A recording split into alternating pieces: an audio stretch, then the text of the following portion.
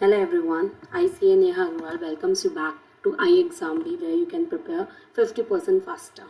So in the last class, we have already studied about the accounting principles and in this lecture, we will continue with the same. In the past lecture, we have already studied about the entity concept, the money measurement concept, periodicity concept, accrual, then matching and then going concern, and we have also studied the cost concept, realization concept. In the today's video, we will study about the dual aspect concept, conservatism, consistency and materiality. So first of all, let's talk about the dual aspect concept. तो dual aspect concept is a very important concept.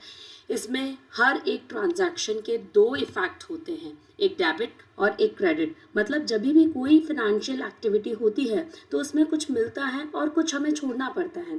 For example, अगर business ने 10,000 का furniture cash में खरीदा तो क्या हुआ, furniture which is an asset वो बढ़ गया और साथ में cash which is another asset वो हमारा कम हो गया. तो दोनों साइड पर इफेक्ट हुआ, एक असेट इंक्रीज हुआ, साइमल्टेनियसली हमारा दूसरा असेट डिक्रीज हो गया. यही डुअल एस्पेक्ट कॉन्सेप्ट है. एक और एग्जांपल अगर हम ले तो अगर किसी ने 1 लाख का कैपिटल बिजनेस में इन्वेस्ट किया है तो बिजनेस के पास कैश आया तो असेट हमारा इंक्रीज हो गया और ओनर का क्लेम भी क्रिएट हो गया. दैट मीन्स हमारा कैपिटल या फिर लाइबिलिटी हमारी इंक्रीज हो गई. तो यहाँ पर हमारे फैक्ट पड़ा, due to an increase in asset there was simultaneously increase in the liability in the form of capital. So again there is a dual aspect principle और इसी प्रिंसिपल की वजह से अकाउंटिंग का बेसिक रूल बनता है which is asset is equals to liabilities plus capital. ये equation हर ट्रांजैक्शन के बाद बैलेंस रहती है क्योंकि हर ट्रांजैक्शन का डुअल इफेक्ट होता है. तो याद रखो, अकाउंटिंग में हर ट्रांजैक्शन डबल एंट्री होता है, एक अकाउंट डेबिट होता है और दूसरा क्रेडिट, और इसी प्रिंसिपल पर पूरा अकाउंटिंग सिस्टम बेस्ड है. That is the dual aspect concept. Now the next concept is the conservatism.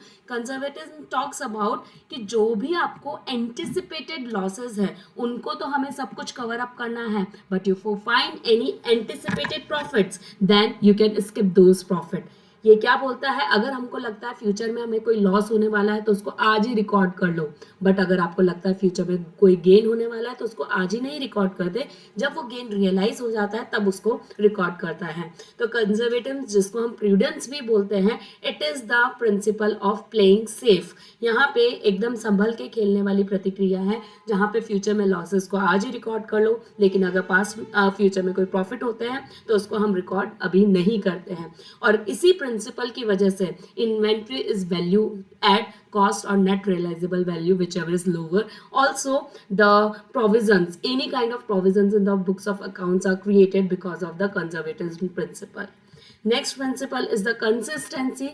Consistency principle says that whatever principle you have followed in the past, same principle should be followed in the further years also. Consistency बोलता है जो भी आपने principles पहले follow किए same principles हमें future में भी फॉलो करने हैं, सो दैट कंपैरेबिलिटी बनी रहे, हम अकाउंट्स को के रिजल्ट्स को हम कंपेयर कर सकें between the years.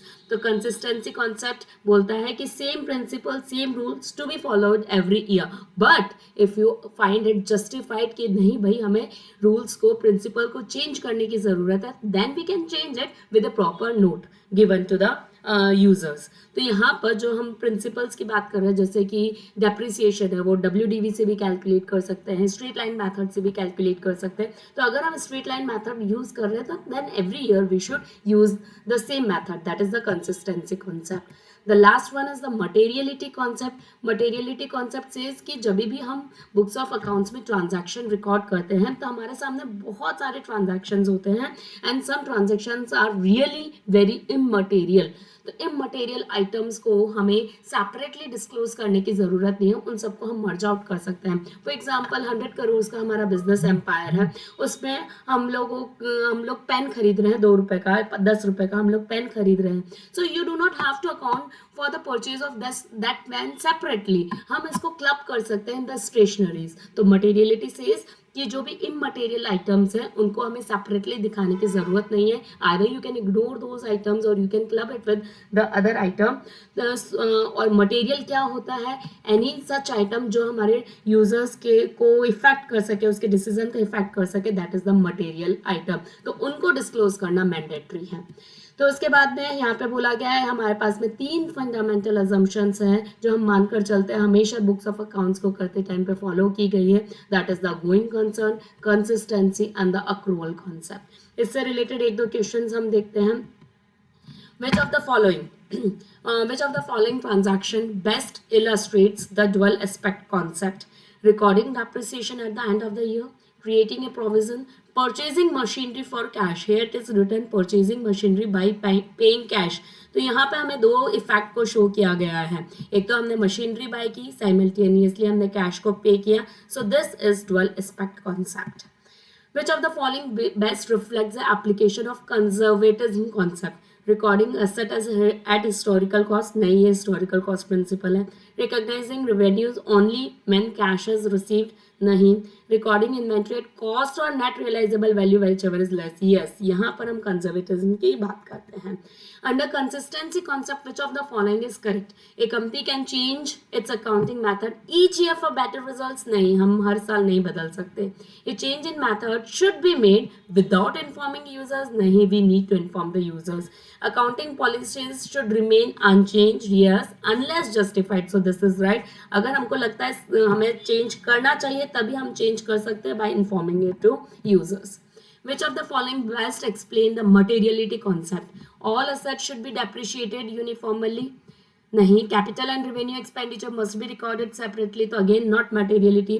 Only significant items that affect decision must be reported. Yes, it shows the materiality concept. So thank you so much. Bye bye. Take care. We will again meet in the next video. Thank you so much.